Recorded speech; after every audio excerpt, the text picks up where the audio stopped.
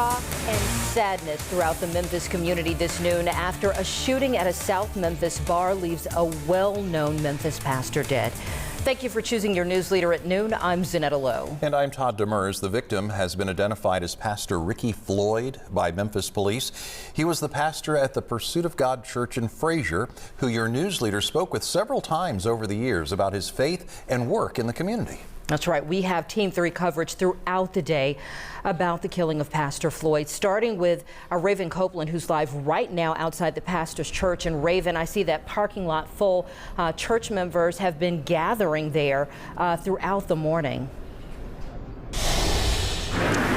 Good afternoon, Zanetta and Todd. That's right. I've seen several clergy members comforting each other and just grieving over this unimaginable loss. Now, as you mentioned, Memphis police say Pastor Floyd was shot a little after 1 a.m. outside of Mama's Bar and Kitchen in South Memphis.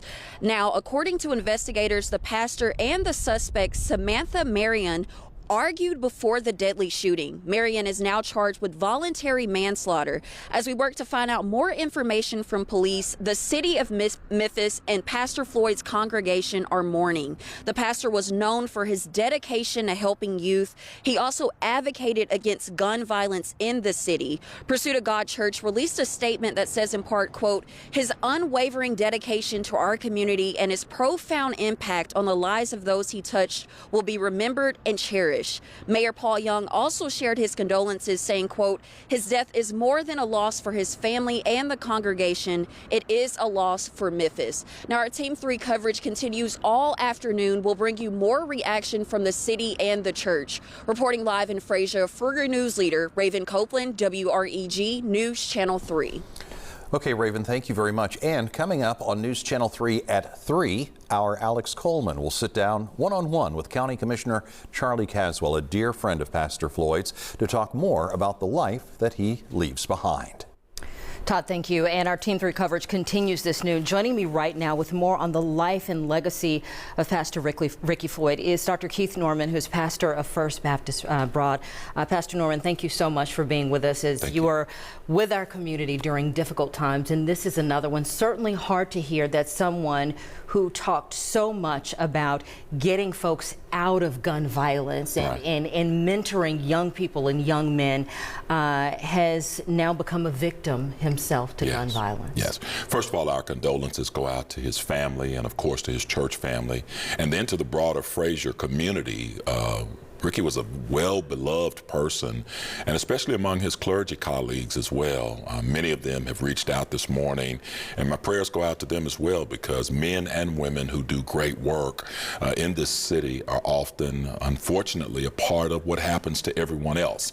And so our prayers go out to his wife, to his children, his grandchildren, people whom he loved and very, very proud of. He was always very proud of his family. Absolutely. So certainly our prayers are with them. This is something that shocks our city. It devastates us at a moment and a time in which we are really facing an unprecedented precipice in our city. The mayor has given his comments, and many clergy around the city are already commenting, and we are just wanting to galvanize around this particular moment to highlight the work that he has done.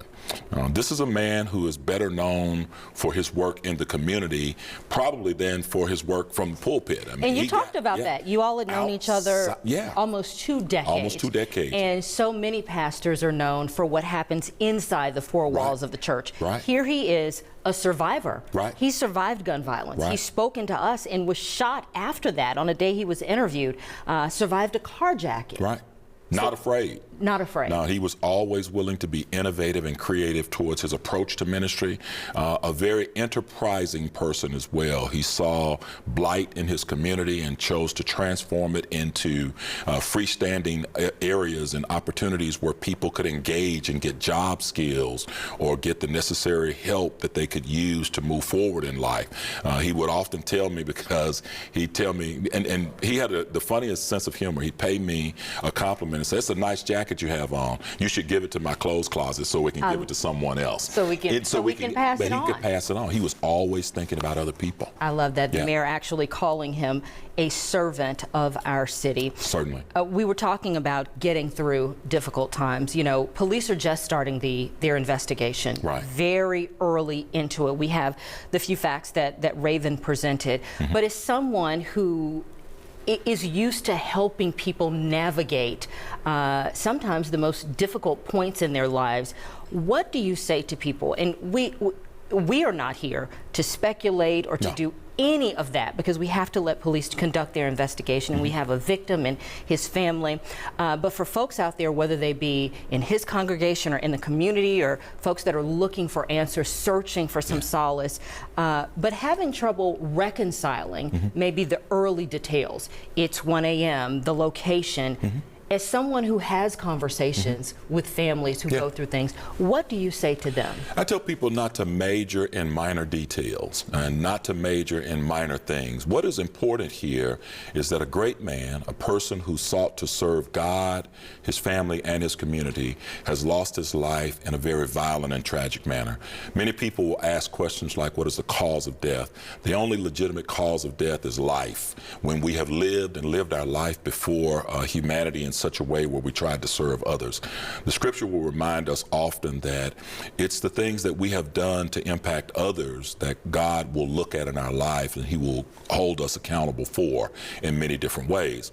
And so we can get lost in details, locations, and times, but then but for the grace of God go all of us. I mean, you know, you can stop and get gas on your way home on a trip, and it could be 1 o'clock in the morning. When you need gas, you just need gas. And if someone takes your life, then the speculation goes forth. I think we should stay away from those things. It's not healthy. It doesn't bring about anything good. And then it overshadows the great work that this person has done and the wonderful legacy that he is building and has built to impact the lives of others. Speaking of that, as his family, as his community, his churches, as everyone tries to move forward, and you talked about it, we're at a precipice, right? Our community needs change and healing, and we need it and deserve it right now. How do we best honor his life and legacy? Well, first of all, I think one of the things we can do is remember the work that he's done and make sure that that legacy of work still stands up. There'll be many people around him who are connected to him, and this work must continue because it was already impacting lives, and so we want that work to stand. There will be opportunities for us to galvanize ideas and thoughts as to how we solidify that work and make sure that it stands going forward. And then we must press back on any form of violence that takes place in our city. People have to learn how to resolve conflict and issues without resorting to violence. And then we have to move it even further. We have to have some form of gun control. Ricky was an advocate for that. He was a part of CLURB at one point. I think he actually led that effort. And so we should also think about that. How do we continue to say we have too many guns in our community and we resort to those guns as methods for resolving issues? And that's not the way. We have to have skills. We have to have ways of de-escalating problems, and we have to talk about how to problem solve without it being in ways of violence. A lot of conversation and certainly prayer and thoughts for his family and the community, but a lot to move forward and to, again, honor his life and legacy. Certainly a lot to move forward. He was at meetings just on yesterday talking about improving the city of Memphis, the community of Frazier. Frazier's lost a hero, Memphis has lost a hero, and certainly his family has lost a great guide and a light. Well said. Dr. Keith Norman, as always, thank you so much for being with us today. Thank you.